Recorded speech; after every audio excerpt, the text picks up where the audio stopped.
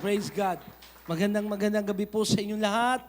Again, tayo po ay patuloy na pinagpapala ng Diyos, no? Dahil ang Diyos ay laging mabuti sa atin.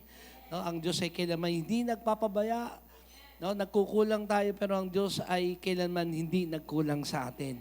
Okay, buksan po natin ang ating Bible or let's read it all together sa Colossians chapter 1, verse 18. Sabay-sabay po natin basahin. 1, 2, 3, go. He is the beginning, supreme over all who rise from the dead. So He is first in everything. Sabay-sabay natin basahin uli yung naka-bold letter na yellow. 1, 2, 3, go. So He is first in everything. Sa ating po papatuloy ng ating series na sinimulan last Sunday, it's all about Jesus. Sabay-sabay natin sabihin uli, it's all about Jesus. Again, it's all about Jesus. Tayong lahat ay yumuko.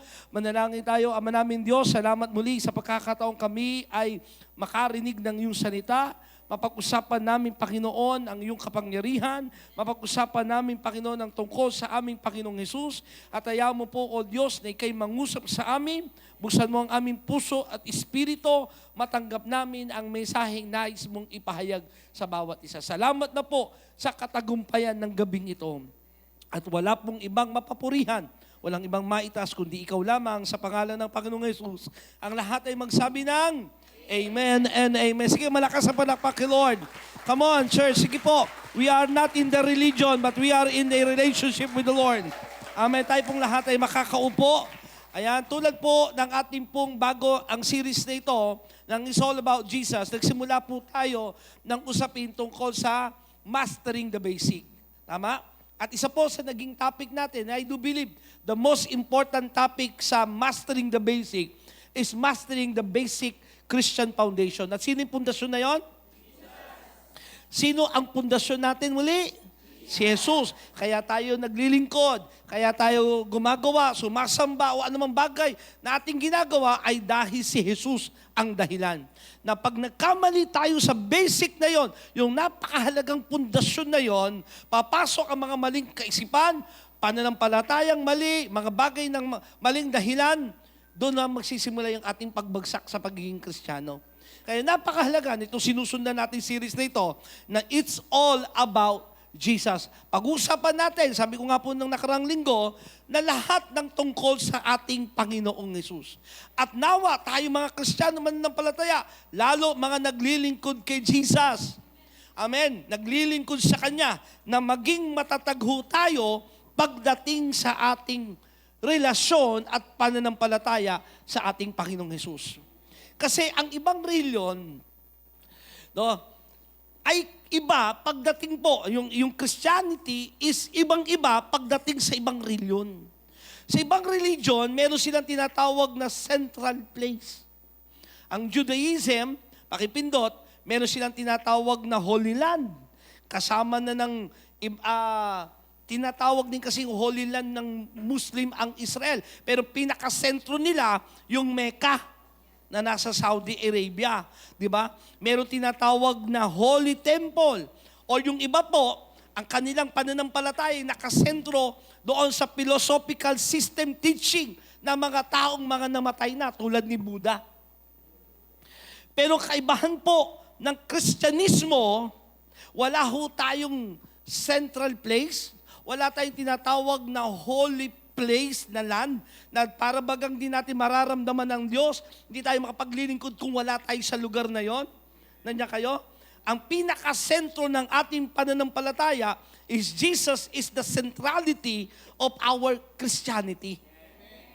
Amen. Si Jesus yung sentro ng ating pagiging Kristiyano. Wala yan sa lugar.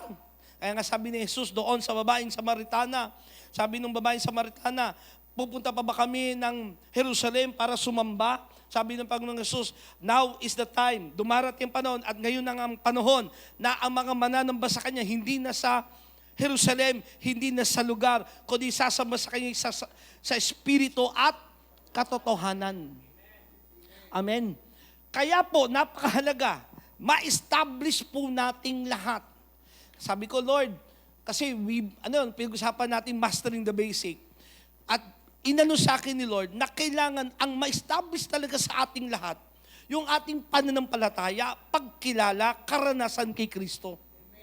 Kasi kung yung bagay na yon mismo ay shallow or confused tayo, yung ating pagiging Kristiyan hindi magiging matatag. Sabi ko nga po, at inuulit ko, ang ating paglilingkod, pagsamba, hindi dahil gusto lang natin ito. Sabi mo sa katabi mo, hindi ito trip lang. Hindi ito trip lang. Tama ba ako? Amen? Hindi ito dahil sa nakagisnan lang o napilitan, kundi may karanasan tayo kay Kristo, kaya natin ito ginagawa. Now, para yung tamang karanasan ay mangyari, kailangan magkaroon tayo ng malalim na pagkakilala. Amen. Biblical foundation sa ating Panginoong Hesus. Ang katotohanan, the most controversial person na nabuhay sa human history ay ang ating Panginoong Hesus. Great painter, tulad po nila Michelangelo, Leonardo, Raphael, no? The Teenage Mutant Ninja Turtles,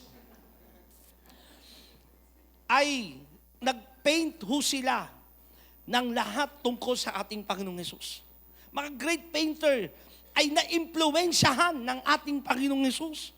Great musician are influenced by our Lord Jesus Christ, tulad nila Beethoven, nila Bach, nila Mendelssohn. Ito mga great musician na ito, pakipindot po, hindi yan, angat muna. Hindi, angat, paangat pa. Yan. O, huwag ka mauna ha, kapatid. Yan po mga yan ay mga musician na sumulat ng mga awit at kanta na nilalaman ay tungkol sa ating Panginoong Hesus. Yung influence ng ating Panginoong Hesus. No? Itong isang nakakatuwang katotohanan.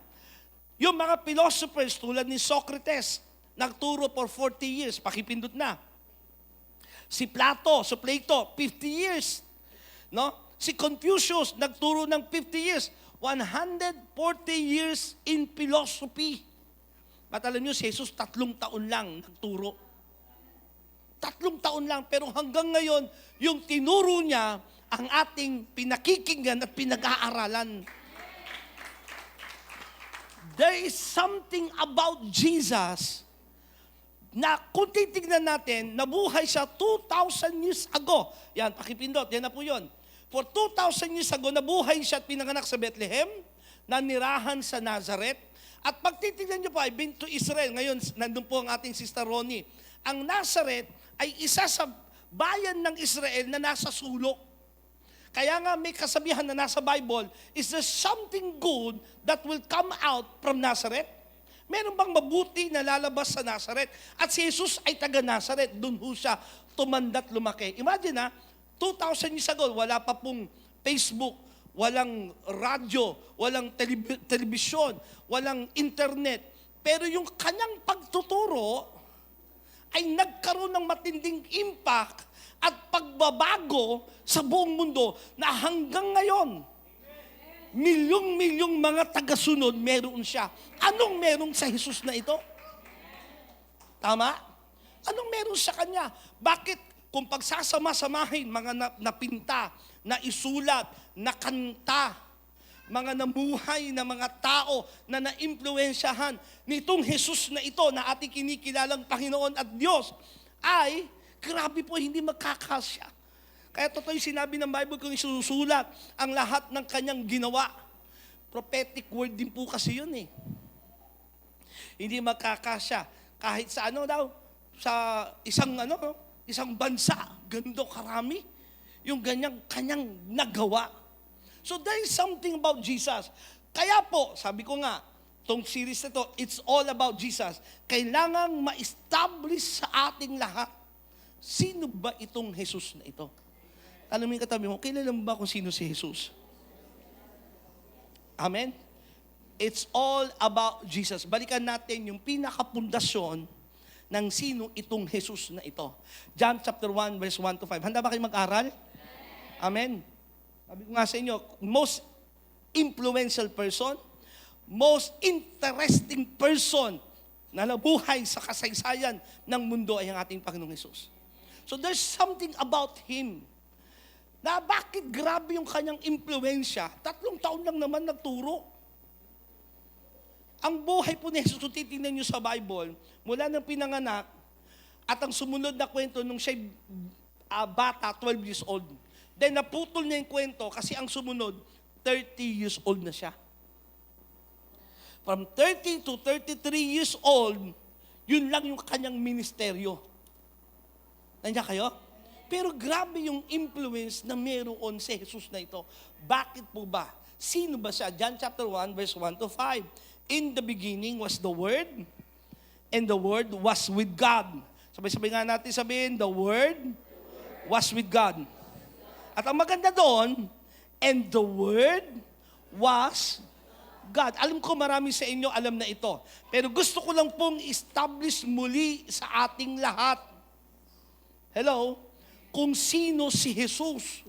Kasi it's all about Jesus. At kung magkakamali tayo sa pinaka-basic understanding kung sino si Jesus, magkakamali tayo paano natin siya sasambahin, magkakamali tayo paano natin siya paglilingkuran, magkakamali tayo paano natin siya ino-honor sa buhay natin.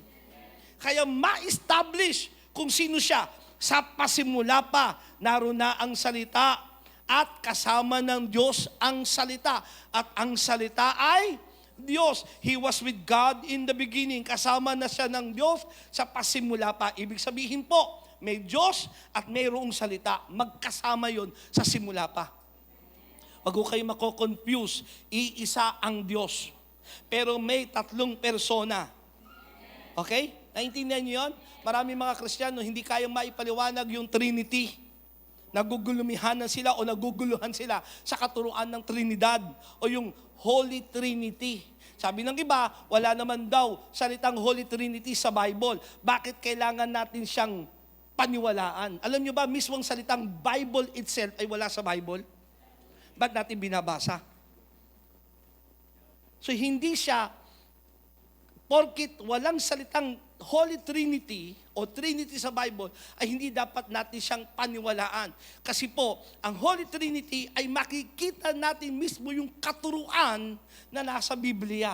Tulad ng sinabi rito ng John chapter 1 verse 1 to 5. Actually, itong buong pag-aaral natin ngayon is all about Jesus, ay sa book of John lang ngayong gabing ito. Wala tayong ibang bubuksan na ibang talata, kundi book of John lang. Kasi si John, by the way, to understand, no? Di ba may 4 gospel ang Bible? Matthew, Mark, Luke, and John. Ang huling-huling na isulat na gospel is John.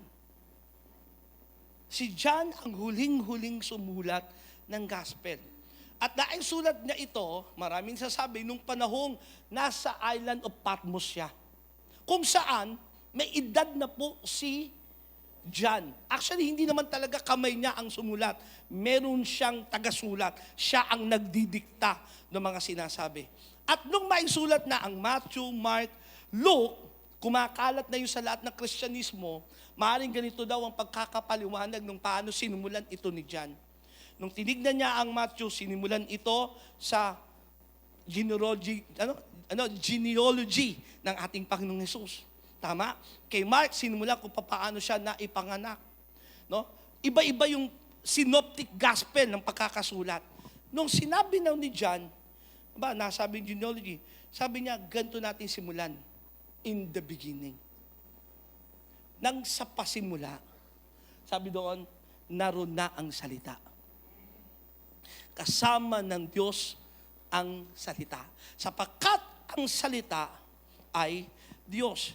Through Him, all things were made. Without Him, nothing was made that has been made. Kung hindi sa pamamagitan niya, walang anumang bagay na nalalang. Grabe, no? Yung Jesus na ito, walang nalalang. Galaxy, buong universe, tayong tao, ay wala rito kung hindi sa magitan nung salitang iyon. And in Him was life, and that life was the light of all mankind. The light shined in the darkness, and the darkness has not overcome it. So dito, malinaw na sinasabi, mga kapatid, una natin maintindihan at ma-establish sa atin.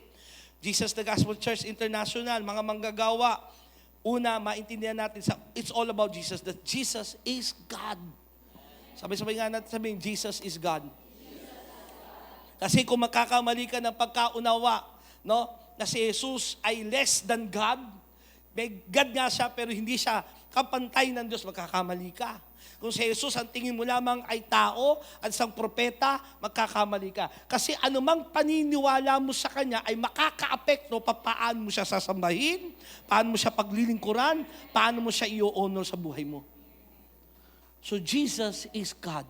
And Jesus is eternally God. Kailan naging Diyos si Jesus? Tanong ko sa inyo. Si Jesus ay Diyos na mula sa simula pa. The Christ that is in Jesus, si Jesus kasi, yun yung tao. Kaya sabi ng Bible ng Isaiah chapter 9, dumarating na itong mga verses na ito. Isaiah chapter 9 verse 6, unto us a child is born. Unto us a child is born. A son is given. Naalala niyo yung talatang yun? At sapagkat ipapanganak ang isang sanggol na ibibigay ang isang anak. Kasi yung child, ipapanganak, Jesus yun. But the Son is eternally God from the beginning. And that is the Christ. Naintindihan nyo? Gumugulo ba? Naintindihan nyo? So Jesus, from the beginning, mula sa simula pa, bago pa nalalang ang buong sanlibutan, bago pa nagkaroon ng Big Bang. Okay? Diba may Big Bang na sinasabi ng pagsisimula ng universe. Mga kapatid, huwag kayong matakot sa salitang tsuri ng Big Bang. Kasi nagpapatunay lamang na may simula at may nagpasimula. Kasi kung may simula, biologically, may nagpasimula. Tama?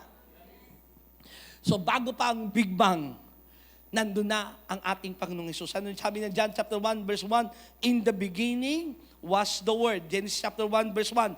In the beginning, God. So dito makikita natin kung paano sinulat ni John yung kanyang gospel. Na kung saan, ginaya niya yung Genesis chapter 1 verse 1. And he's very familiar with that word. All the Jews ay alam yung simula ng Genesis. At dito niya sinimulan, in the beginning, sa Genesis chapter 1 verse 1, God. Sa kanya naman, in the beginning was the Word, and the Word was with God. Bakit ba? Dapat natin maintindihan, si Jesus ay Diyos at ang Ama ay Diyos. Amen? Colossians chapter 2 verse 9, for in Christ lives all the fullness of God in a human body. Si Kristo ang kabuuan ng pagka-Diyos sa yung human body. Nasa Kanya yung kabuuan ng pagka-Diyos. Isaiah chapter 44 verse 6, hindi po ito yung pinaka-main topic natin, ha? Pero ini-establish ko lang sa inyo, mga kapatid, na si Jesus ay Diyos. Sabi sa tayo, huwag kang malilito. Huwag kang maniniwala sa iglesia ni Kristo na siya'y tao lang. Sabi ba, hindi lang siya basta tao sa amin, siya'y Panginoon, siya ang tagapagligtas namin, pero tao siya kasi isa lang ang Diyos. Kasi nalilito sila sa bakit may tatlong persona. Well, wala tayong magagawa. Sinabi ng Bible, in the beginning was the Word, and the Word was with God. Sa pasimula pa, naroon na ang salita, kasama ng Diyos. May kasama ang Diyos sa pasimula. At ang kasama ng Diyos ay ang salita. Kaya pala, titingnan natin at babalikan natin ang Genesis chapter 1, nang nilalang ng Diyos ang buong sanlibutan, sinabi niya, at ngayon, lalangin natin ang tao. Di ba? Genesis chapter 1 verse 26, ang sabi doon, at ngayon, lalangin natin ang tao. May kausap niya. Kausap siya, sabi niya, ngayon lalangin natin. Ang kausap niya ay manlalalang. Sabi ng iba, ang kausap niya dito ay mga anghel. Hindi pwede sapagkat ang anghel ay hindi manlalalang. Hindi nagkikreate ang anghel. Ang kausap niya dito ay creator din. Malinaw na sinabi ng Genesis chapter 1, ng John chapter 1, verse 3, at walang nalalang ng hindi sa pamamagitan niya. So sa simula pa, naroon na ang Panginoong Hesus. John chapter 44, verse 6, this is what the Lord says, Israel, King and Redeemer. the Lord Almighty, I am the first and I am the last. Apart from me, there is no God. Nang sinulat ito ni Isaiah, ang tinutukoy niya ritong God is Elohim, which is the Heavenly Father. Okay? Pero, yung title ng I am the first and the last ay na kay Jesus din. Revelation chapter 1, verse 17, letter B to verse 18. Don't be afraid. I am the first and the last. I am the living one. I died, but look, I am alive. So may tinutukoy dito sino yung nagsasalita. Ito yung ako ang simula at ang wakas, ako yung nabuhay noon, namatay minsan, ngunit buhay na magpakailanman. At sino yung nagsasalita rito? Sino ba yung namatay? Ba't hindi nila matanggap na si Jesus ay Diyos sapagkat wala daw na namamatay na Diyos? Pero sinabi rito, ako ang simula at ang wakas. Nabuhay ako noon, minsan namatay, ngunit buhay ako ngayon magpakailanman. Bakit ba kailangan mamatay si Jesus? Kasi kung hindi siya mamamatay, walang magbabayad ng ating mga kasalanan. Kaya kailangan siyang mamatay kasi ang kabayaran ng kasalanan ay kamatayan. Basic yun, di ba? Kailangan may magbayad ng kasalanan natin eh. At ang kabayarang hinihingi sa kasalanan ay kamatayan. Kaya may namatay para sa atin, si Jesus. At bakit ba si Jesus ang kailangang mamatay? Kasi ang kailangang mamatay, walang kasalanan. Kasi kung ang mamamatay, may kasalanan din, walang effect yung kamatayan niya. Hindi niya rin kayang bayaran ng ating mga kasalanan. Walang taong walang kasalanan. Kaya ang Panginoong Diyos ay naging tao sa magitan ng ating Panginoong Hesukristo. Amen ba? Jesus is equally God. Ang ating Panginoong Jesus ay kapantay ng Diyos. Hindi siya mas mababa. May ibang katuruan, ganito. Diyos Ama, ang kasunod ay Diyos Anak. Hindi magkapantay yan. Kaya huwag kayong basta makikinig lang ng mga iba't ibang katuruan.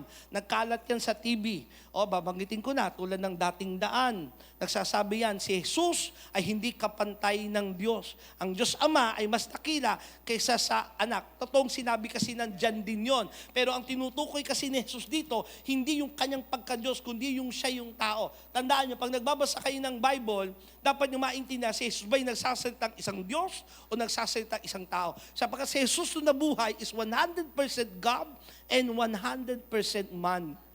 Nung sinabi niyang, ako'y nagugutom, sino nagsasalita doon? Tingin niyo. Ako'y nauuhaw. Nung sinabi niya kay Maria, Ginang, wag mo kong pangunahan. Bastos naman nito. Anak siya, bakit Ginang ang sasabihin niya? Kasi ang nagsasalita doon ay hindi yung Jesus na tao. Tama? Naintindihan niyo ba? So sa pag nagbabasa kayo, madistinguish nyo si Jesus ba'y nagsasalitang tao o nagsasalitang Diyos? Kaya nung sinabi niyang, ang amay masigit kaysa sa akin, walang hihigit doon sa nagsugo sa isinugo. Kasi ang tinutukoy niya doon, yung kanyang pagkatao. Pero pasimula pa, alam na ng Bible, sinasabi mismo ng ating Panginoong Hesus, ang Ama at ako ay iisa. Sapagkat ang sabi rin ng John chapter 1 verse 2, He was with God in the beginning. Pilipos 2:6, kahit siya'y likas at tunay na Diyos, hindi niya ipinagpilitang manatiling kapantay ng Diyos. Sabi-sabi nga natin sabihin, si Jesus ay kapantay ng Diyos. O establish natin yan, mga kapatid, ha? Sa ating pananampalataya, si Jesus ay Diyos at kapantay siya ng Diyos. Sa Trinity ganito, ang Ama ay hindi ang Anak. Ang Anak ay hindi Banal na Espiritu. Ang Banal na Espiritu ay hindi ang Ama. Pero ang Ama ay Diyos, ang Anak ay Diyos, ang Banal na Espiritu ay Diyos. Pero iba sila. Okay? Hindi mali yung ganitong example na ginagamit ng iba. Ako ay si Blen, ako ay pastor. Isang karakter daw. Pagdating sa bahay, ako si Blen, pero ako ay tatay. Ako naman ay asawa ni Manel. 3 karakter. Pero ako lang si Blen. Oneness ho yun. Okay? Naintindihan nyo? Oneness yun. Ang ating pinaniniwalaan, iba ang Ama, iba ang Anak, iba ang Banal na Espiritu, pero lahat sila ay Diyos. So, anong pagka-Diyos ni Jesus? Kapantay siya ng Diyos. Okay? Kasi kung hindi siya kapantay ng Diyos, magiging dalawa ang Diyos. Isa ang Diyos eh. Tama?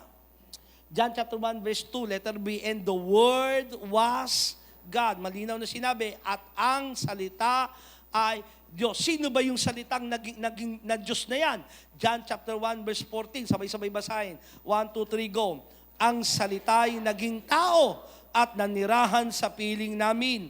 Nakita namin ang kaluwalhatiang tunay na Kanya bilang kaisa-isang anak ng Ama. Siya ay puspos na kagandahang loob at ng katotohanan. Sino yung salita? Yung naging tao. Sabi ni John, pinapatotohanan namin kasi nahawakan namin siya eh. Nakasama namin siya. Nakasama namin siyang matulog. Nakasama namin siyang kumain. Siya'y puspos na kaluwalhatian ng Diyos. Sa simula pa'y Diyos itong kasama namin. Naintindihan nyo? Amen. So, ulitin natin. Si Jesus ay Diyos. Sabay-sabay nga natin uling sabihin, si Jesus ay Diyos. Okay, bakit ko sinasabi uli yan?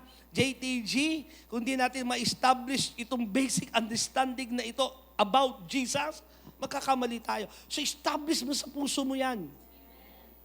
Kasi bakit? Kung anong paniniwala mo kay Jesus, ganun mo siya sasambahin at paglilingkuran. Kung tingin mo lang siya'y tao, pagsamba mo sa kanya, pang tao. Kung siya'y mababa sa tunay na Diyos, edi mas mataas yung pagsamba mo sa tunay na Diyos kaysa kay Jesus. Amen. Sa Bible, kung titignan niyo po, kung si Jesus ay totoong mabait na tao lang, mabait lang ha, titignan natin, mabait na tao si Jesus, isang mabuting guro na sinugo ng Diyos pero tao lang siya. Dapat hindi siya tumanggap ng pagsamba ng tao. Di ba, niluhuran siya ng mga tao? Tinanggap niya yung papurit pagsamba ng mga tao.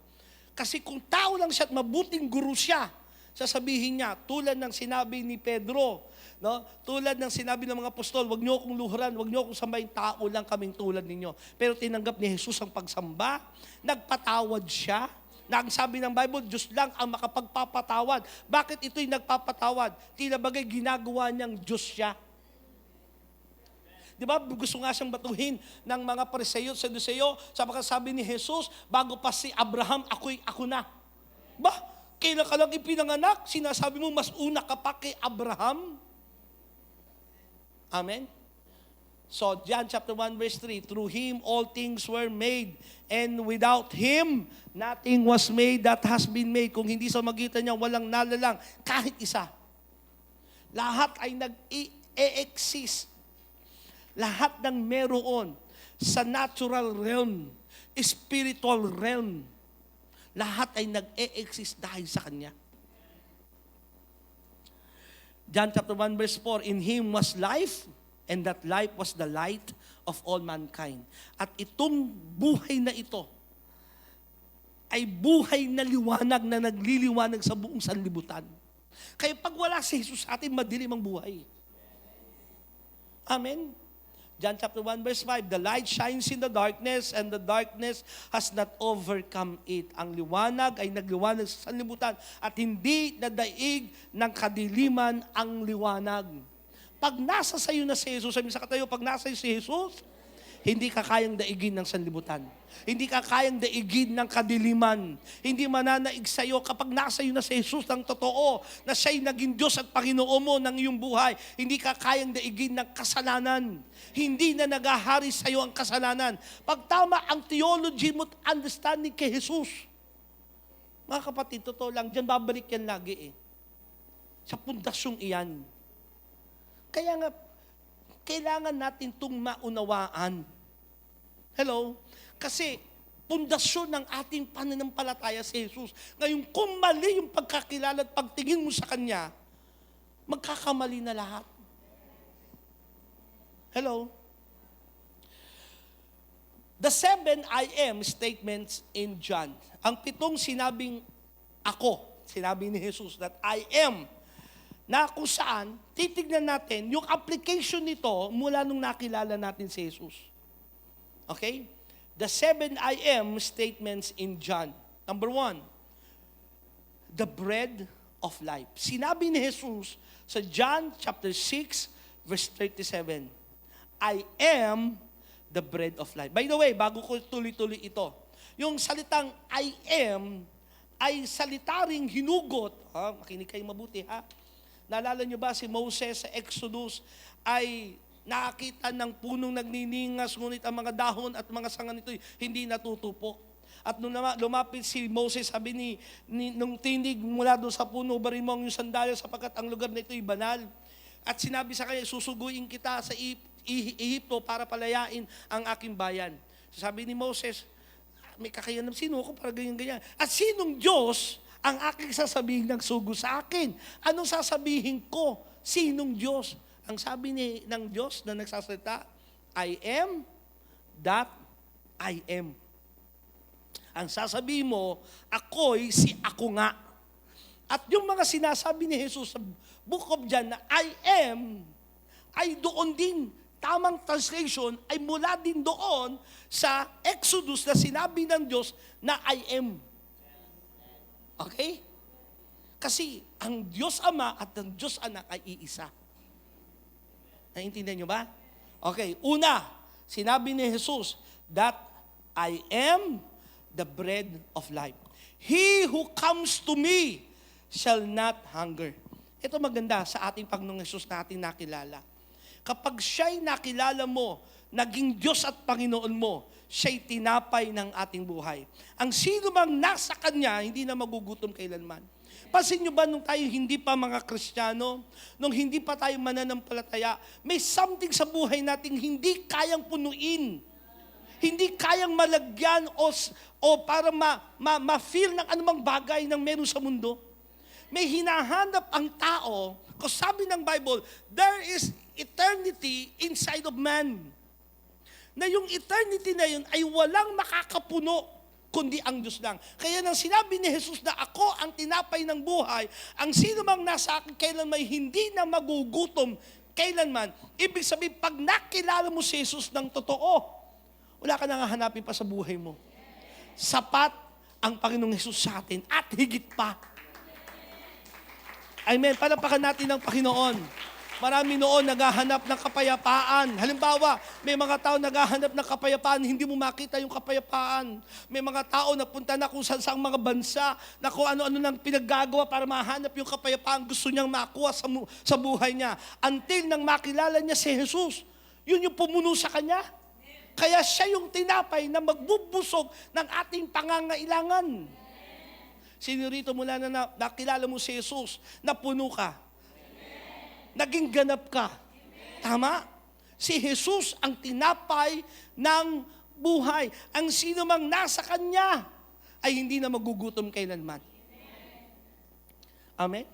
Hindi na magugutom kailanman. Bakit? Ang sino mang nakakilala kay Jesus, alam mong si Jesus, talaga ang kailangan mo. Siya lang ang sasapat sa buhay mo. Na kapag nawala yung Jesus na yon, mawawalan ka na ng anumang meron pa sa buhay. No? Katiyakan, lahat ng bagay. Ganun ba pagtingin natin kay Jesus? Siya ang tinapay ng buhay. Buhay ka dahil kumakain ka araw-araw. Tama? Ngayon, pag si Jesus, yung pagkain mo sa buhay mo, ang kanyang mga salita, wala ka nang hanapin pa sa mundong ito. Magkakaroon ka ng tunay na kakontentuhan. Sino nagkaroon ng tunay na kakontentuhan mula nung nakilala ang Panginoong Jesus? Totoo ha? Kung hanggang ngayon wala kang kakontentuhan, makilala mong si Jesus ay tinapay ng buhay. Nasa Kanya ang tunay na kakontentuhan. Ano yung tunay na mayaman? Yung may kakontentuhan sa buhay. Kahit ang dami mong pera, kung di ka naman kontento, mahirap ka pa rin eh. Pero pag nasa iyo na si Jesus, kontento ka na. Kasamang alam mong kayang ibigay ng Panginoong Jesus ang kayamanan, hello, ang mga kailangan mo sa buhay, kayang bigay ng Diyos yun. Pero kahit wala man ng kayamanan, kahit wala man ng meron sa mundong ito, basta may Jesus ka, kontento ka na. Kasi siya ang tinapay ng buhay. Number 2, the light of the world. John chapter 8, verse 12. When Jesus spoke again to the people, He said, I am the light of the world. Whoever follows me will never walk in darkness, but will have the light of life. Tingnan nyo to ha. Sabi ni Jesus, nagsalita siya sa mga tao, ako ang liwanag ng sanlibutan. Ang sino mang susunod sa akin, kailanman hindi na lalakad, never. Lalakad pa sa kadiliman. Yun ang buhay nating lahat. Kaya nga tawag din sa atin ay ecclesia or church. We are called from darkness into marvelous light. Kasi yan ang buhay natin. Nasa kadiliman tayo. Hindi natin alam mali ang ating ginagawa. Wala tayong conviction sa mga maling nagagawa natin. Wala tayong takot sa mga maling iyon. Tanikala tayo ng kasalanan. Tanikala tayo ng ating dating buhay. Pero nung dumating si Jesus, siya ang naging liwanag ng ating buhay. Kasi siya ang liwanag ng sanlibutan. O, bibigyan ko lang kayo ng isang turing magandang makita ninyo. Ano nyo ba si Jesus ay bababa muli sa kanyang muling pagbabalik sa Jerusalem? Sa eksaktong lugar na alam nyo kung saan, sa Mount Olive. Which is na noon kami mismo sa Mount Olive, kung saan si Jesus ay bababa sa Mount Olive at papasok doon sa East Gate. I believe East Gate. Nakalimutan ko yung eksaktong kung saan East o West Gate ng Temple of Jerusalem. Okay? Bakit ko sinasabi ito? Imagine, bababa sa saan? Jerusalem. Saan eksaktong lugar? Mount Olive. Pero sabi ng Bible, lahat ng mata, sa muling pagbabalik ni Jesus, lahat ng mata makikita ang kanyang pagbabalik. Paano makikita Israel nang nasa Canada yung Jesus na darating? Iniisip niyo yun? Kasi siya ang liwanag ng sanlibutan. Pagbaba niya, matatakpan maging ang araw ng kanyang liwanag. Ay, grabe. Pati ang liwanag ng araw ay matatakpan ng kaluwalhatiang meron kay Jesus. Kaya nung sinabi niya, I am the light of the world. Totoo yun. Literally, siya ang liwanag na mas liwanag pa sa anumang araw. Nang sinabi ng Diyos, magkaroon ng liwanag ng unang araw sa Genesis chapter 1, nang nilikha ng Diyos ang buong sanlibutan, ang sabi niya, magkaroon ng liwanag. Now, yung liwanag na yon ay hindi po literal na araw kasi nung ikatlong araw pa lang nilikha niya ang magliliwanag na araw at buwan. So, yung sinabing let there be light ay hindi literal na araw. Yung let there be light, siya yung dumating na liwanag. Kaya yung sinabi niyang, I am the light of the world. Ay, grabe. Whoever follows me will never walk in darkness. Literally speaking, ang liwanag ng glory ng Panginoong Hesus ay walang makakatakip. Grabe yung liwanag na kaluwalhatian ng Diyos. Pero ang sino mang susunod sa Kanya ay hindi nalalakad pa sa kadiliman. But will have, eto maganda, light, hindi na ng world, of life. Yung liwanag ng sanlibutan na hindi kayang daigin ng kadiliman yung liwanag na yon, nasa sayo ngayon. Kaya siya ngayon ang liwanag ng buhay mo. Ay, grabe. Amen. Siya ngayon ang liwanag ng ating buhay. Mga kapatid, maraming bagay tayong nagugulumihanan, nadidilimanan sa buhay natin. Nako-confuse tayo sa mga bagay-bagay. Lapit lagi tayo sa tunay na liwanag ang ating Panginoong Hesus. Makikita mo yung landas na dapat mong tahakin. Makikita mo, bibigyan ka ng karunungan ng Diyos, ng discernment kung anong dapat mong gawin, sapagkat siya ang liwanag ng buhay. Pag nagliwanag ang Diyos sa buhay mo, sa pamagitan ng Panginoong Hesus, magiging maliwanag ang buhay mo. Alam niyo ba, nung tayo naging Kristiyan, tingin kayo sa akin, hindi naman nabago ang ilong mo. Tingin mo sa katabi mo, hindi, ganyan pa rin yung ilong mo eh. Tama? Hindi naman nabago ang buhok mo. Yan din naman yun. Baka paikli lang, pero ganyan din yung dating yan. Height mo, ganyan din nung naging Kristiyano ka, tama? Pero, tingin kayo lang sa akin, magpapatotoo ba kayo, nung naging Kristiyano tayo, there's something na nakita ng iba, may kakaibang nangyari sa'yo. Hindi sa itsure. Tama? Hindi sa panlabas. Kundi may nakita silang kakaibang nangyari sa'yo, merong bagong liwanag, ngiti mo iba. Tama ba?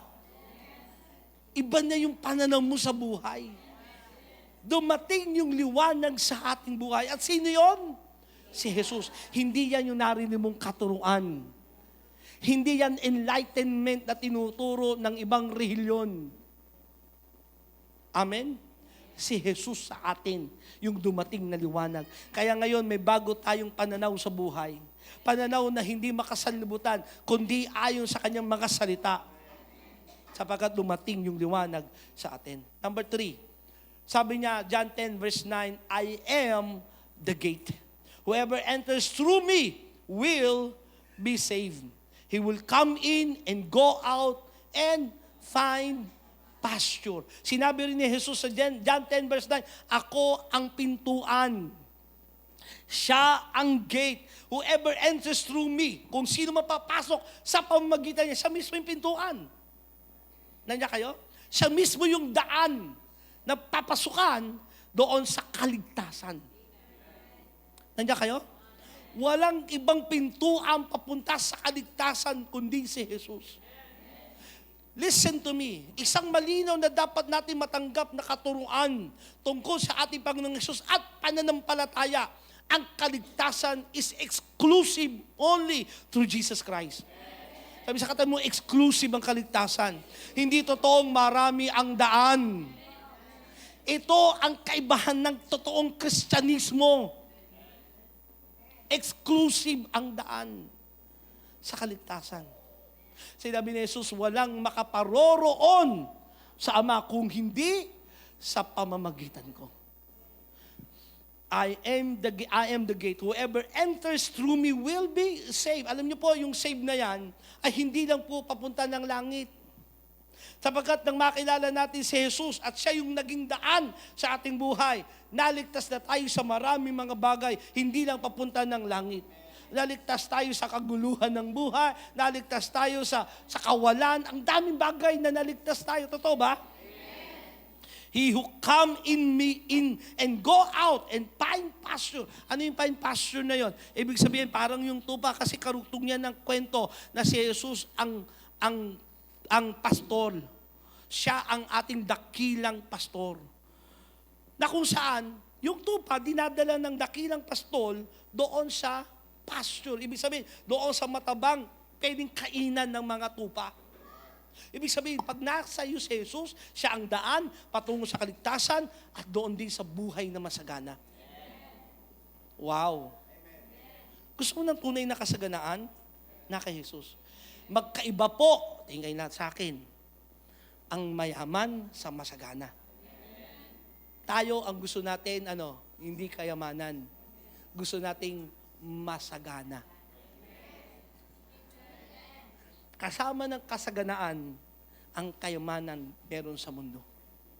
Pero may mga tao mayaman lang pero hindi masagana. Nandiyan kayo? Sabi sa katabi mo, mula nang kay Jesus ka na, masagana ka na. Paano? Pag kailangan mo ng panahon na may babayaran ka, kailangan mo, dumarating naman eh. Kailangan mo ng pagkain, di ka naman naginutom eh. Tingnan mo katabi mo, tumataba ka pa nga, di ba? Wala ka naman trabaho, pero lumulusog ka. Masagana ka, kapatid. Kung magbihis ka sa araw ng Linggo at Miyerkules, para kang senador.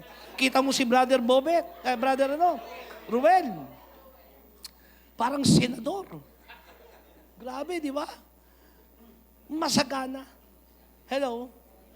Sapagat ang sino mang nakay Kristo, you find pasture. Doon may kapayapaan, katiwasayan ng buhay. May tagapagtanggol ka, ang dakilang pastol natin. Siya ang pintuan. Siya rin yung nagbubukas at nagsasara. Nasa kanya ang susi ng pintuan. Hello? Ng lahat ng kailangan mo, opportunity, na kay Jesus yun. Okay, magkakamali, ang opportunity po wala sa mundo, na kay Jesus. Kung totoong Kristiyano ka, hindi mo hinahanap ang opportunity na meron sa mundo. Hinahanap mo yung binubuksang opportunity mula sa Kanya. I-discern nyo po. Isang discernment na malalaman nyo kung kanino yung opportunity na binibigay, kung sa Diyos ba o sa mundo lang. Anumang bagay na bumubukas na opportunity pero palayo ka sa pananampalataya mo at magko-compromise ka ng yung pananampalataya hindi galing sa Diyos. Amen? Naintindihan niyo yun? May bumukas opportunity. Trabaho, negosyo, pagyaman, pero mapapalayo ka sa Diyos. Mako-compromise ka, hindi galing sa Diyos. Sapagkat kaya ng Diyos magbigay at magbukas ng oportunidad sa ating hindi ka makokompromise. Bagkus kaya ka ng Diyos na pasaganain na walang kasamang kapighatian. Hello? Minsan katabi mo, kaya ka pasaganain ni Lord. Na kasama nun, masaya ka pa. Wala kang natapakang ibang tao. Amen? Number 4, yung binabanggit natin kanina, and He is the good shepherd. John chapter 10, verse 11, I am the good shepherd. The good shepherd, gano'n siya kabuti, lays down His life for the sheep. Ito kakaiba. Siya lang ang pastol na ibinigay ang buhay para sa kanyang tupa. Kadalasan ng pastor, pag nagugutom sa gitna ng disyerto, wala nang makain, sino ba pwedeng kainin ko rito? Pero iba ang mabuting pastol natin. Siya ang nagbigay ng buhay para sa atin. Amen? Kaya tayo mga tupang itinawag ng Bible, sapagkat tayo ay walang magagawa kung walang pastol. Para lang tayong tupang kayang kainin ng sinuman. Kailangan may nangangalaga sa atin. Kailangan may nagpoproteksyon sa atin. Kailangan may naggagabay sa atin. At sino yon? Walang iba kundi ang ating mabuting pastol. Walang iba ang ating Panginoong Hesus. Minsan, hindi nyo makita ang pastor nyo. Pastor Glenn, Pastor Amela, Pastor Ronnie, o sino may mga pastor na tinitingnan natin. Alam nyo po, kami man po, may pastor kami, pero may dakilang pastor tayong lahat. We are just under shepherd of the great shepherd. Walang iba ang ating Panginoong Hesus. Lahat tayo ay may dakilang pastor. Sabi sa katay mo, kilala mo kasi nung pastor mo? Kasi yung pastor, pastol, shepherd, iisa yun sa translation. At sino yon? Ang ating Panginoong Hesukristo. Siya'y naggagabay sa atin, nag-iingat sa atin. At ibinigay nga niya ang buhay niya sa atin. Imagine that. Yung mabuting pastol na yun ay nag-alay ng buhay sa'yo. Ganun kanya kamahal. Ganun kakahalaga sa kanya. Number 5, the resurrection and the life. John 11, verse 25 to 26, Jesus said to her, I am the resurrection and the life. He who believes in me will live, even though he dies. And whoever lives and believes in me will never die. Gabi, ang ganda ng sinabi ng Panginoong Hesus dito. Sapagkat ito yung senaryo na namatay si Lazaro. Lumapit si Maria at si Marta sa ating Panginoong Hesus. Kung nandito lang po kayo, hindi mamamatay ang aming kapatid. Sabi ni Hesus, ako ang muling pagkabuhay at ang buhay. Ang sino man nananampalataya sa akin, bagamat mamatay. Yes, sabi sa katay mo, mamamatay ka rin. Una-unahan lang yan Pero mamatay man tayo, may pangako ang Panginoong Hesus, siya ang ating muling pagkabuhay. At hindi lang tayo basta mabubuhay, muli. Kasi may dalawang muling pagkabuhay. Tandaan nyo ito. Mayroong muling pagkabuhay papunta ng impyerno, may muling pagkabuhay papunta ng langit. May dalawang eternal life. Eternal life doon sa impyerno na walang hanggang kaparusahan. Pero may eternal life. Ang sino mang nananampalataya sa ating Panginoong Hesus, bagamat mamatay, ay muling magkakamit ng buhay. At ano yung buhay na yung buhay na kasama ng ating Panginoong Diyos doon sa kanyang piling sa langit. Kaya hindi po dapat matakot tayo sa kamatayan. Madaling sabihin, lahat tayo mayroong kapangamba sa kamatayan. Nararanasan nyo ba minsan yun, yung nakakaramdam ka ng something sa puso mo na parang bilang magigising baka mamatay ako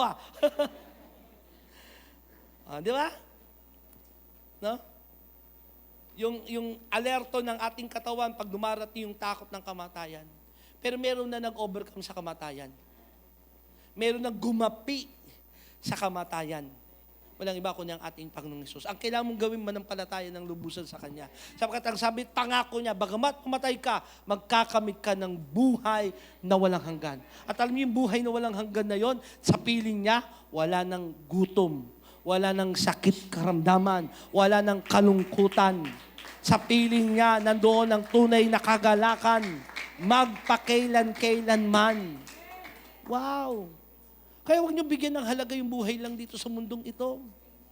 Sapagkat may buhay na pinapangako ang ating Panginoon Diyos doon sa kanyang piling. Pero sa kabilang banda, kailangan din nating maunawaan habang nabubuhay tayo dito sa lupa, may layunin ng Diyos sa'yo. Nabuhay ka rin. Hindi lang sa isang araw, pag namatay ka, muli kang mabubuhay. Bagkus, sa kabilang banda ng spiritual application nito, dati din tayong mga patay. Dating wala tayong pagkakilala sa Diyos, pero nung dumating si Jesus sa atin, nabuhay tayo. Nagkaroon ngayon tayo ng bagong buhay. At yung bagong buhay na yon, si Jesus yung nasa atin. Kaya mong maging masaya, yung tunay na masaya. Tingnan mo yung katabi mo, masaya ka ba? At parang malungkot ka.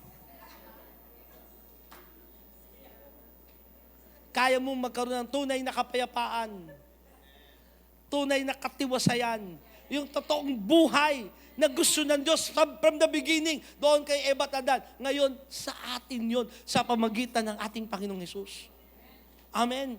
Number 6, John 14 verse 6, Jesus answered, I am the way and the truth and the life. No one comes to the Father except through me. He is the way, the truth, and the life. Si Jesus ang daan, ang katotohanan, at ang buhay. Now listen, ang ganda gusto kong, yung daan na kasi napag-usapan natin kanina, pero yung the truth. Listen, labas kay Jesus, mga kapatid, walang katotohanan. Kasi siya yung the truth. Yung lubusan, ganap, at saktong katotohanan, si Jesus yun. Gusto mo magmalito sa katotohanan, lagi kang babalik kay Jesus. Kaya kung meron man tayong established sa buhay, mga kabataan, nanay, tatay na rito, mga naglilingkod sa Diyos, lagi mo establish si Jesus sa buhay mo. Amen. Para minsan nakakasawa, Jesus lagi. Ang dami ng Jesus ngayon, may magtataho. Merong Jesus na titinda ng buko. Kaya minsan nawawala tayo sa vision ng totoong Jesus eh. Pero yung Jesus na Kristo, na namatay sa krus ng Kalbaryo, na sinugo ng Ama para sa ating, siya yung katotohanan. Upang hindi ka maligaw, lagi kang babalik kay Jesus. Eh, dami pa naman nanliligaw sa mundong ito. Di ba, minsan nako-confuse din tayo? Minsan, di ba, sarili yun, katuruan. Minsan siya nako-confuse, minsan sa ganun. Di ba? Minsan, di ba, nako-confuse tayo. Ano naman dapat kong gawin? Ano ba ang magiging trabaho ko? Ang daming bagay na maraming tanong ang buhay ng tao eh. Gusto mo ng katotohanan, ng sagot na magpapalaya sa'yo, mag-establish sa buhay mo, lagi kang babalik kay Jesus. Yun ang lagi mong establish. Hello? Hindi po relihiyon si Jesus. Tingnan kayo lahat sa akin, lagi binuulit-ulit yan. Hindi relihiyon si Jesus. Huwag niyo siyang gawing relihiyon. Siya'y persona, isa siyang Diyos na naging tao. Ang gusto niya sa atin, pakikipagrelasyon. Hello? Sabi mo sa katabi mo, gusto niya sa'yo at gusto niya sa akin, relasyon. From the beginning, yun ang simula. Bakit niya nilikha si Eva at Adan? Gusto niya ng relasyon. Gusto niya yung Diyos ng pag-ibig ay merong maipadama niyang pag-ibig. Naintindihan yun? Bakit kailangan nilalangin ang tao? Sapagkat hindi sapat ang mga anghel na kanyang ibigin. Kailangan niyang may likhaing kawangis niya. At itong Diyos ng pag-ibig, kailangan magpakita ng pag-ibig. At yun ay ibinigay niya, hindi sa anghel, hindi sa kalikasan, hindi sa mga bituin. Ginawa niya yung sa kawangis niya sa tao. Yung pag-ibig na yun. At nung magkasala tayo, napahiwalay tayo sa Kanya. Kaya sabi niya, John 3, verse 16, For God so loved the world. For God so loved us, He gave His only begotten Son, that whosoever believes in Him shall not perish, but have everlasting life. He is the truth. He is the way. Hello? Siya ang daan, ang katotohanan, at ang buhay. Labas kay Jesus, walang buhay. Sabi sa katabi mo, labas kay Jesus, walang buhay.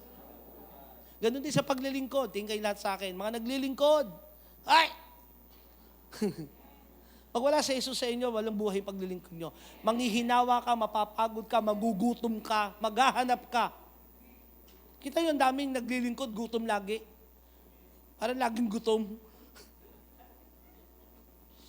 Wala hindi nakasento si Jesus eh. Mapapagod ka. Bakit ba yung ibang mga naglilingkod kayo? Parang hindi napapagod. Ilang taon na lumipas, parang nandun pa rin yung apoy lagi. Napansin nyo ba?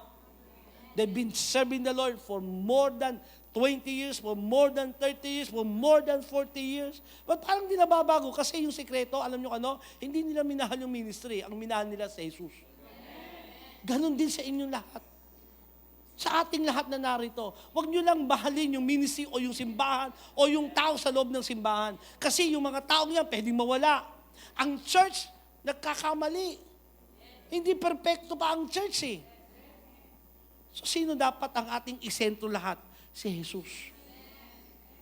Siyang maging hugot natin, siyang maging dahilan, sentro ng ating lahat na ginagawa. At pag naging tama yung pundasong iyan, ay... Hello? Number 7 and last, Jesus said, I am the vine. John 15 verse 5, I am the vine. You are the branches. If a man remains in me and I in him, yun talaga, wag mawawala sa Jesus sa'yo eh. Siya ang puno at tayo ang mga sanga. Hindi kailanman makapamumunga ang sangang humiwalay sa puno. May nakita ba kayong sangang hiwalay sa puno pero magbubunga? Wala. Ang sino mang nahiwalay na sanga sa puno, papunta yun saan? Susunugin sa apoy. Kaya, tingin lahat sa akin, ito na yung last eh. Huwag tayong hiwalay kay Jesus. Huwag. Makalimutan nyo ng tao, huwag nyo lang makakalimutan ng Panginoong Jesus. Sabi nga nung kanta, malimutan nyo na ang aking pangalan, malimutan nyo na kami, huwag nyo lang makalimutan si Jesus. Amen. Sapagkat kung tayo'y hiwalay sa Kanya, you can do nothing. Wala tayong magagawa. Ang galing mo man, ang talino mo man, nagmamaganda ka man, wala ka pa rin magagawa. Hello? Amen? So, siya ang puno. Magbubunga lang tayo, magkakaroon lang tayo ng masaganang pamumuhay, bunga. Ano man yung banal ng Espiritu, bunga ng pagpapala ng Diyos. Magbubunga lang talaga tayo pag si Jesus yung sentro natin. Pag sinabi mong sentro, parang masyadong big sa iba, di ba? Yung bang inuuna mo siya lagi? Ano ba yung sentro, si Jesus lang? Ano ba yun? Ganito, pero simple lang. Pag gising mo ng umaga, si Jesus agad ang kausapin mo. Bago ka matulog, imbis na kung ano nung ginagawa mo, kausapin muna si Jesus. I-worship mo siya ng totoo. Basahin mo kayong mga salita. Pag kami sinasabi sa Bible, si Jesus ay nagsasalita doon, binabasa mo, bigyan mo ng halaga yun. Huwag niyong gawing ang Bible na parang magazine, parang comics. Ang Biblia ay salita ng Diyos. Makatatagpo tayo ng kapayapaan, katalinuhan, karunungan, kaalaman sa Kanyang salita. Amen. So ano kailangan gawin natin mga kapatid? Lagi tayong nakaugpong sa Kanya. Yung espiritu mo, yung pananampalataya mo, laging nakaugpong sa Kanya. Ano yung nakaugpong? Laging nakadikit sa Kanya. Naalala niyo si Martha at si Mary? Si Martha, gumawa ng paglilingkod kay Jesus, nagluto, naglinis, naghahanda ng pagkaing hapagkainan para sa Panginoong Jesus. Pero si Maria, nakaupo sa panan ni Jesus. Sinita ni Martha, Panginoong Jesus, yung kapatid ko, hindi man na tumutulong sa akin. Sabi ni Jesus, pinili ni Maria ang higit na mas mahalaga. So ano mas mahalaga? Hindi ministry. Hello? Kasi pag ministry, inuulit-ulit ko ito mga kapatid ha. Pag ministry ka lang nakapokus, pag nawala yung ministry, mawawala ka na. Hello? Ugpong tayo lagi tayong nakadikit. Hello? Mararamdaman mo naman kung malayo ka na kay Jesus eh. Huwag mo nang i-deny. Kasi marami mga taong nagpapanggap na buhay pa. Sabi ng Revelation, ngunit ang totoo sila'y mga patay na. Patay na sa relasyon kay Kristo. Nanaig na lang sa kanila, reliyon. Batas ng tao. Ay, hindi na nyo ba? At hindi yun ang ating pinapanampalatayanan. Hindi yun ang ating kultura. Hindi tayo yun. Tayo yung mga taong pinili ng Diyos upang makipagrelasyon sa Kanya, lumalim sa pag-ibig kay Kristo at maranasan siya araw-araw ng ating buhay. Amen. Now, isinulat ang lahat ng yan, sabi ni John, binanggit yung kung sino siya. Kasi naalala ni John yun, sinusulat niya yan eh. Sabi nga pala ni Jesus, siya ang pintuan, siya ang daan, siya ang katotohanan, siya ang buhay, siya ang, lahat ng sinabi, siya ang pastol. Sinulat ni John yun. At ang sabi niya sa John 20, verse 21, sabay-sabay basahin. 1, 2, 3, go. But these are written so that you may believe that Jesus is the Christ, the Son of God, and that by believing, so right believing, yung tamang pagkilala, tamang pagtanggap kung sino si Jesus, tamang katuruan kung sino si Jesus, and that by believing, you may have life in His name. Kaya naisulat kung sino siya, naisulat ang kanyang kwento, naibahagi ngayon sa ating panahon ang kasaysayan ni Jesus. Hello? Upang sa pamamagitan niya, ng ating pananampalataya sa Kanya, magkakamit tayo ng buhay sa Kanyang pangalan. Hello? So, nakanino ang buhay? Kay Jesus. Labas kay Jesus, wala kang buhay. Humihinga ka, nagbibihis ka, nagtatabaho ka, pero wala kang buhay. At yan ang buhay natin noon. Amen? Isinulat ang mga bagay na yan kasi para manampalataya ka sa Kanya. Alam niyo po ba, o tingin kayo na sa akin, magtatapos na ako. 3 pagtatapos ito. Unang pagtatapos. Pwede kang nakaupo sa simbahan for many, many years, pero wala kang karanasan kay Kristo. Isang araw, mamamatay ka o dumating ang Panginoong Hesus, hindi ka pala makakasama doon sa buhay na walang hanggan, sa piling niya. Meron daw 3 nakakashock na mangyayari sa langit. Alam niyo ba yon? 3 shocking moment in heaven. First, yung mga inaakala mong hindi dapat sa langit, nandun. Nandiyan kayo? Pangalawang shocking moment, yung mga akala mong nandoon, wala doon. Pangatlong shocking moment, ito yon. Yung akala mong doon ka, hindi ka pala doon.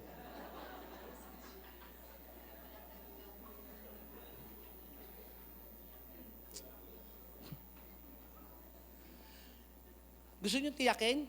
Sino gusto tiyakin?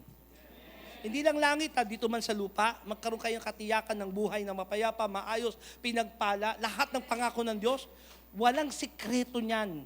Sabi ko sa inyo, hindi yan 1 to 10 steps of Christianity to get prosperity. Isa lang yan. Si Jesus lahat yan. Ginugulo lang ng iba, inaano-ano lang, pero isa lang ang sagot ng lahat ng yan.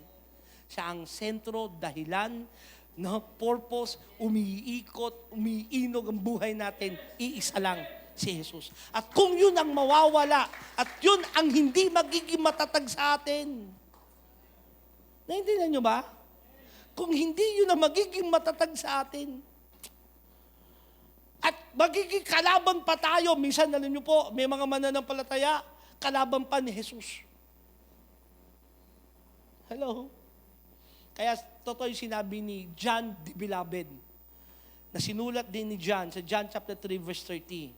Sabi niya, He must increase, but I must decrease. That time, maraming tagasunod ni John the Beloved.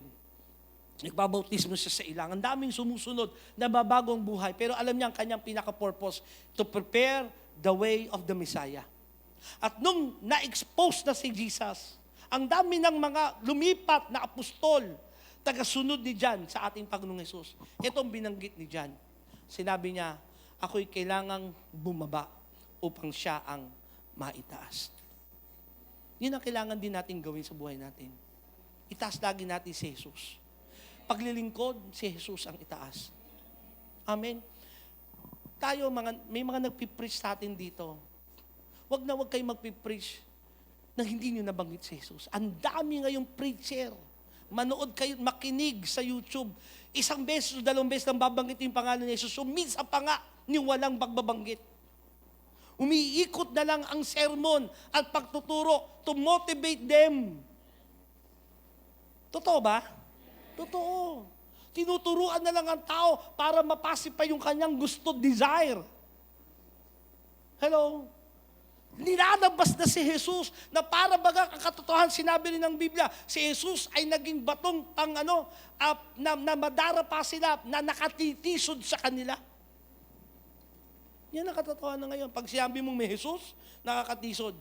Kaya nga Christmas, pinalitan na holiday or Xmas. Pansin nyo ba, kahit mag-search kayo, maglagay kayo ng automatic sa Apple, sa cellphone, Jesu, walang lalabas na Jesus agad o Christ. Di ba may automatic feeling ng mga wordings? Inaalis ngayon sa gobyerno, sa eskwelahan, at ang nakakalungkot, pati sa simbahan, ang kahalagan ni Jesus. Pag inalis mo si Jesus, hindi to Kristyanismo. Hello? So JTG, Jesus the Gospel. Hindi pwedeng mawala ito sa atin. Ito tayo. Si Jesus ang dahilan, siya ang purpose. Siya lahat umiikot, umiinog, dahilan. Isa lang, si Jesus. Ano kailangan natin gawin lahat? We must decrease. So He must increase. It's all about Jesus. Tayong lahat ay tumayo. Amen? Alam niyo, pag